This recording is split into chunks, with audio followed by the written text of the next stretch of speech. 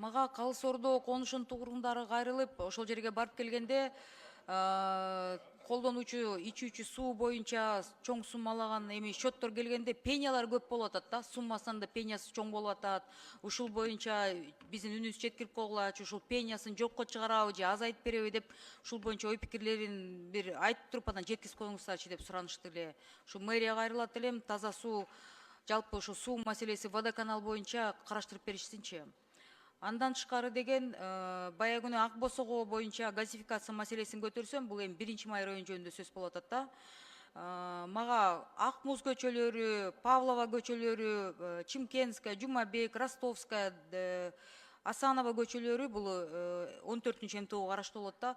Ушунун тегереги ушул көчөлөрдүн чектешинде газификация маселеси бүгүнгүгө чейин мындай баштала элек да. Шаардын бир эле чети, бул эски шаар, бирок деген канча жылдан бери ушул маселени көтөрүп айтып келе жатышат.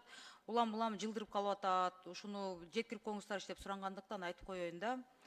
Андан тышкары Аскаташ конушунда Миссароша, Набережная көчөлөрүнүн кесилишинде бир 5 соток участок бош жери бар экен да. Анан ошол участокты убагында экс-мэрлердин бирөөсү өзүнүн ат наамында деп атышабы каттап алыптыр дейт. Ушул эми буну текшерип туруп өкмөткө кайрылат элем да, мэрияга.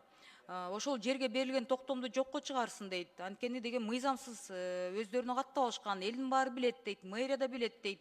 Анан ушуну мэриянын балансына өткөрүп жашоочуларга же колдонууга, же бир социалдык объект куруп берүүгө, жаңы конушка жардам берсинчи деп ушинтип сурангандыктан ушуну айтып атам да. Так, андан тышкары бизде Хабитат деген кичи конуш бар. Ушул боюнча мен Госстройдун жетекчисине өткөн жумада канча бир 10 күндөр болуп калды. Барып келгенде кайрылдым элем. Ушул 25 адамды алып бериңиздерчи деп. Мына бир жума өттү. Министрлер Алмаз Акунжанович шайланат, бияктан келип кооз сүйлөшөт. Элди кабыл алып бер десем, жөнөкөй жарандарга колдору жетишпейт. Мен ушу президенттен суранат элем да. Министрлерди даярдап атканда жөнөкөй жарандардын үнүн жеткирип бериңиздерчи. Ошол арасында депутаттар айтып атканда кабыл алып койгула дегенде 25 кишиге бир жарым саат убактысын таппай жатат окшойт да. Суранам. Ушул кабыл алып койсунчу. Хабитаттын кызыл китептери боюнча. Бул жарандардын үндөрү канча жылдан бери чечилбей келе жатат да.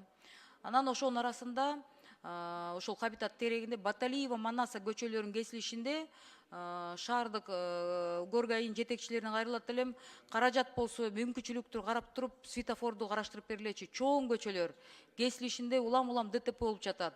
Балдарыбыз мектепке барат, ошакта кыздарыбыз жүрөт, жаш балдарыбыз жүрөт. Ушуну бир караштырып, светофор койдуруп бергилечи деп суранып атышат да.